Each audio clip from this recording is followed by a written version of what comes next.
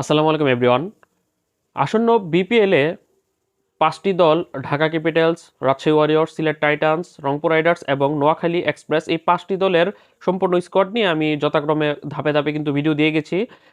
কিন্তু চট্টগ্রাম রয়্যালসের ভিডিওটা দিচ্ছিলাম না, অপেক্ষা করছিলাম তারা আরও কয়েকটা বিদেশি ক্রিকেটারের নাম অ্যানাউন্স করুক, তারপর তাদের সম্পূর্ণ স্কোয়াড নিয়ে কথা বলবো, কারণ এখন পর্যন্ত তাদের বিদেশি ক্যাটাগরিতে কিন্তু স্কোয়াডটা অসম্পূর্ণ। কিন্তু এখনও তারা কোনো নতুন ক্রিকেটারের নাম ঘোষণা করছে না, লাস্ট ৫-৬ দিন যাবৎ, সবশেষ পল স্টাইলিংয়ের পর। তো এখন আর বসে থাকার সুযোগ নেই, বিপিএল শুরু হতে আর মাত্র এক সপ্তাহ বাকি। যে কজন আছে তাদেরকে নিয়ে আজকের ভিডিওতে কথা বলবো। তারা মোট ১৪ জন দেশীয় ক্রিকেটার এবং ৩ জন বিদেশি ক্রিকেটারকে তারা নিলামের আগে, নিলাম এবং নিলামের পরে মিলিয়ে তারা দলে ভিড়িয়েছে। নিলামের আগে তারা ২ জন ডিরেক্ট সাইনিং দেশীয় ক্রিকেটার হিসেবে অফ স্পিনার মাহিদি হাসান এবং লেফট আর্ম স্পিনার তানভীর ইসলামকে দলে ভিড়িয়েছে। নিলামের আগে তারা একমাত্র বিদেশি হিসেবে পাকিস্তানি লেগ স্পিনার আবরার আহমেদকে দলে ভিড়িয়েছে। নিলাম থেকে তারা ১২ জন দেশীয় ক্রিকেটারকে দলে ভিড়িয়েছে। তারা হচ্ছে বাহাতি ওপেনার ব্যাটসম্যান ১,১০,০০,০০০ টাকার ক্রিকেটার নাইম শেখ, বাহাতি পেসার শরীফুল ইসলাম, বাহাতি পেসার আবু হায়দার রনি, ডানাতি ওপেনার ব্যাটসম্যান মাহফিজুল ইসলাম রবিন, মাহমুদুল হাসান জয়, ডানাতি পেসার সুমন খান, ডানাতি পেস অলরাউন্ডার জিয়াউর রহমান, বাহাতি স্পিনার আরাফাত সানি, ডানাতি পেসার মুকিদুল ইসলাম মুগ্ধ, ডানাতি spin bowling allrounder Shuvagata Hom Chowdhury, ডানাতি batting allrounder pace allrounder Salman Hossain Emon এবং বাহাতি উইকেটকিপার ব্যাটসম্যান জাহিদুজ্জামান খান সাগর। এই হচ্ছে তাদের ১২ জন দেশীয় ক্রিকেটার যাদেরকে তারা নিলাম থেকে পিক করেছে। নিলাম থেকে তারা ২ জন বিদেশি ক্রিকেটারকে পিক করেছে, শ্রীলঙ্কার নিরেশন ডিকোলা এবং শ্রীলঙ্কান অ্যাঞ্জেলো পেরেরা। কিন্তু ইনজুরির কারণে আসন্ন বিপিএল থেকে ছিটকে গেছে অ্যাঞ্জেলো পেরেরা। এখন নিলাম থেকে যে নেওয়া একমাত্র বিদেশি ক্রিকেটার শ্রীলঙ্কান উইকেটকিপার বাহাতি ব্যাটসম্যান নিরেশন ডিকোলাই আছে। আর নিলামের পরে তারা একমাত্র নয়, ২টা বিদেশির নাম তারা ঘোষণা দিতে চেয়েছিল ভিডিও পোস্ট করে, চারিতা সালাঙ্কা এবং পল স্টাইলিং। কিন্তু চারিতা সালাঙ্কার এজেন্টের সাথে কথা না বলার কারণে যে কন্ট্রোভার্সি ক্রিয়েট হয়েছে, পরবর্তীতে তারা পোস্টটা ডিলিট করে ফেলেছে। অন্যদিকে পরবর্তীতে ছবি সম্বলিত একটা পোস্ট দিয়েছে তারা, Paul Stirling Irish opener batsman plus batting allrounder. Paul Stirling আসন্ন বিপিএলে চট্টগ্রাম রয়্যালসের জার্সিতে খেলবে। এতে করে তারা ১৪ জন দেশি এবং ৩ জন বিদেশি ক্রিকেটার এখন তাদের অফিসিয়ালি তাদের সাথে যুক্ত আছে। এখন এই ১৭ জন ক্রিকেটার যে তাদেরকে যদি আমি ডিপার্টমেন্ট ওয়াইজ ভাগ করি, তাহলে তাদের কোন ডিপার্টমেন্টে কী ধরনের অবস্থা বা কোন ডিপার্টমেন্টে কয়টা ক্রিকেটার লাগবে অথবা তাদের শক্তিমত্তা কতটুকু সেটা খুঁজে পাওয়া যাবে। যার কারণে আমি ৫টা ডিপার্টমেন্টে তাদেরকে বিভক্ত করেছি: top order, middle order, allrounder, spinners এবং পেসার্স। তাদের টপ অর্ডারে মোট ৫ জন ক্রিকেটার রয়েছে এই ১৭ জনের মধ্যে। ৫ জন ক্রিকেটারের মধ্যে ৩ জন দেশীয় এবং ২ জন হচ্ছে বিদেশি। ৩ দেশীয় ক্রিকেটার হচ্ছে opener batsman Naim Sheikh, opener batsman Mahfijul Islam Robin এবং মাহমুদুল হাসান জয়। ২ বিদেশি টপ অর্ডার ব্যাটসম্যান হচ্ছে Irish batting allrounder Paul Stirling এবং শ্রীলঙ্কান উইকেটকিপার ব্যাটসম্যান নিরেশন ডিকোয়ালা। এই ৫ জনের মধ্যে দেশীয় ৩ জনের মধ্যে নাইম শেখ বড় একটা নাম, গত বিপিএলের হাইয়েস্ট রান স্কোরার, যার কারণে এই বিপিএলে তার এত প্রাইস হয়েছে, ১ কোটির উপরে নিলামে উঠেছে তার দাম।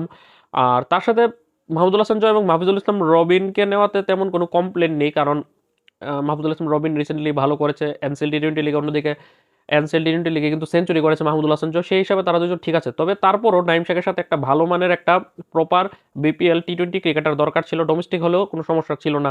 রনি তালুকদারদের মতো মানের যদি একটা ওপেনার পাওয়া যেত তাহলে কিন্তু চলতো।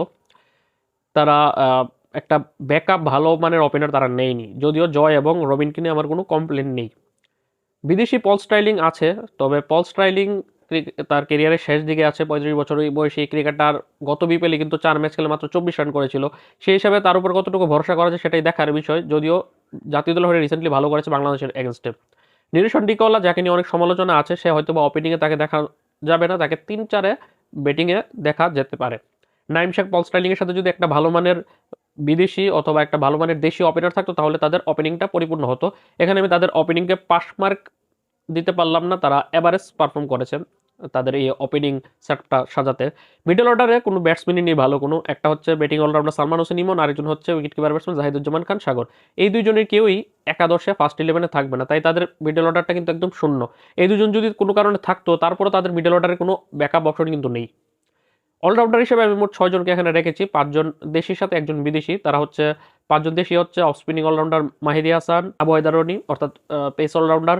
এছাড়া আছে pace allrounder Ziaur Rahman, spin allrounder Shuvagata Hom Chowdhury, pace allrounder batting allrounder Salman Hossain Emon এবং আরেকজন হচ্ছে পল স্টাইলিং যে ব্যাটিং অলরাউন্ডার। এই ৬ জনের মধ্যে একটা প্রপার অলরাউন্ডার এই দলের মধ্যে একদম নেই। মাহিদি হাসানকে অলরাউন্ডার বলা হলেও সে একটা বোলিং অলরাউন্ডার, টি-20-তে কীরকম পারফরমেন্স করে সেটার কোনো গ্যারান্টি কিন্তু নেই। আবু হায়দার রনিও একজন বোলিং অলরাউন্ডার, শেষের দিকে এসে কিছু মার্কাটারি শট খেলতে পারে কিন্তু প্রপার অলরাউন্ডার না। জিয়াউর রহমান খুব একটা ভালো ফর্মে নেই, বা একদম ক্যারিয়ারের পড়তিবেলায় আছে, তাকেও প্রপার অলরাউন্ডার টেক দেওয়া যাবে না। শুভগত হুম গত বিপিএলে দলই পায়নি, ওই হিসাবে শুভগত হুমের উপর আপনি ওইভাবে ভরসা করতে পারবেন না। আর রইল সালমান হোসেন ইমন, একজন ব্যাটিং অলরাউন্ডার, টি-20তে সে বল মাত্র করেছে 2টা ইনিংসে, তাই তাকে আপনি অলরাউন্ডার ধরতে পারবেন না।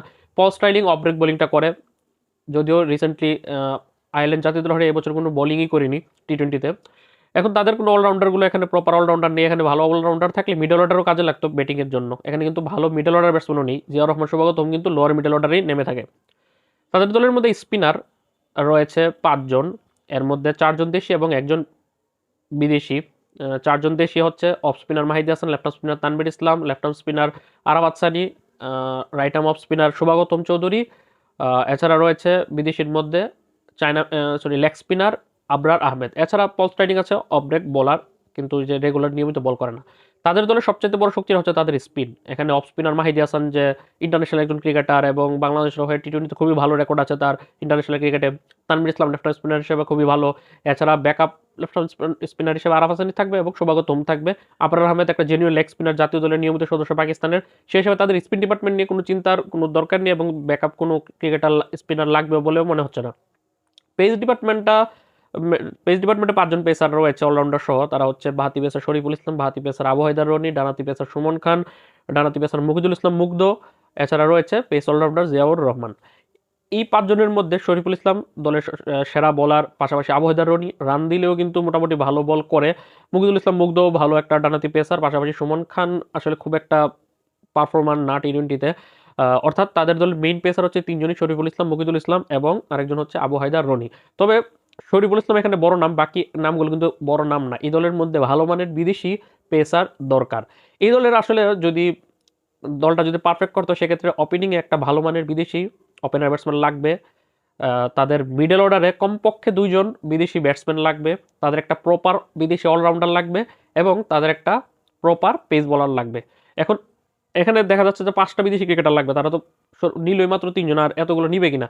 এখন যদি ওই যে 5টার কথা বললাম, একটা প্রপার ওপেনার, 2টা প্রপার মিডল অর্ডার ব্যাটসম্যান, একটা প্রপার অলরাউন্ডার, একটা প্রপার পেসার, 5টা অপশন আমি চাইলাম। এই 5টা অপশনে যদি তারা 5টা ফিল নাও করতে পারে, কমপক্ষে যদি তারা 3টাও করতে পারে, তাহলে কিন্তু তাদের দলটা মোটামুটি ব্যালেন্স হবে। সেক্ষেত্রে তাদের মিডল অর্ডারে কমপক্ষে 2টা মিডল অর্ডার জেনুইন বিদেশি লাগবেই ব্যাটসম্যান।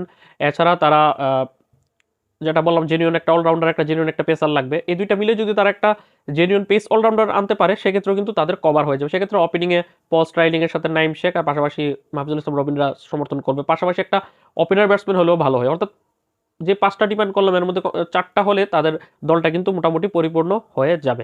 এখন দেখার বিষয় চট্টগ্রাম রয়্যালস কি চিন্তা ভাবনা করছে। আমি বলবো যে তারা বড় ক্রিকেটারদের দিকে না গিয়ে তারা কম রেঞ্জের, মিডিয়াম রেঞ্জের ভালো মানের ক্রিকেটার বিদেশিদেরকে দলে নেওয়া উচিত, যাতে খরচও কম হয় এবং তারা একটা ভালো ক্রিকেটারও পেয়ে যায়। সেটা খুঁজলে কিন্তু কঠিন হওয়ার কথা না, বাইরে থেকে খুঁজতে হবে না। বিপিএল নিলামে যে বিদেশিগুলো নাম লিখেছে সেখান থেকে খুঁজলে কিন্তু অনেক ভালো মানের বিদেশি ক্রিকেটার পাওয়া যাবে, যাদেরকে এই যে ক্যাটাগরিতে বললাম, টপ অর্ডার একটা লাগবে, মিডল অর্ডারে 2জন লাগবে, বা পেসার বা পেস অলরাউন্ডার লাগবে, সেটা তারা কিন্তু ইজিলি খুঁজে পাবে কম বাজেটের মধ্যেই। তারা যদি বি ক্যাটাগরি থেকে নিতে নাও চায়, তাও সি, ডি এবং ই ক্যাটাগরিতেও কিন্তু ভালো মানের ক্রিকেটার আছে, তারা চাইলেই কিন্তু নিতে পারে। মূলত তাদের চাওয়াটাই হচ্ছে সবকিছু, যে চট্টগ্রাম রয়্যালস চাই কিনা যে তাদের দলটাকে তারা যতটুকু যাই হয়েছে এখন তারা ভালোভাবে সাজাবে। কম বাজেটেও ভালো দল সাজানো সম্ভব যদি ভালো ক্রিকেটারের পরখ তারা করতে পারে। আপনাদের কাছে কি মনে হয় যে 17 সদস্য এখন পর্যন্ত চট্টগ্রাম রয়্যালসের স্কোয়াডটা, সেটার সাথে কোন পজিশনে কয়জন ক্রিকেটার দরকার, সেটা অবশ্যই কমেন্টে জানাবেন। আল্লাহ হাফেজ।